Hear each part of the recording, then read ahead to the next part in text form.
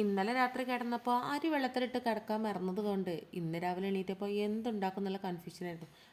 Store room തിരഞ്ഞപ്പോൾ നമുക്ക് കുറച്ച് ഗോതമ്പ് പൊടിയും മൈദപ്പൊടിയും അതുപോലെ തന്നെ വളരെ കുറച്ച് മാത്രം അരിപ്പൊടിയും കിട്ടി.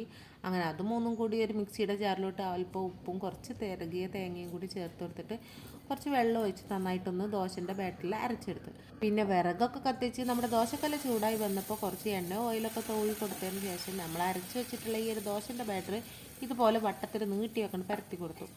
ഇനിയുള്ള പരിപാടിയൊക്കെ വളരെ എളുപ്പമാണ്. ഇതുപോലെ ഒരു അടപ്പ് കൊണ്ട് മൂടി വെച്ചിട്ട് ഒരു വശം ആകുമ്പോൾ ചട്ടകം കൊണ്ട് മറിച്ചിട്ട് ഒരു വശം മറ്റേ വശം കൂടി നന്നായിട്ടൊന്ന് മുരിപ്പിച്ചെടുക്കാം.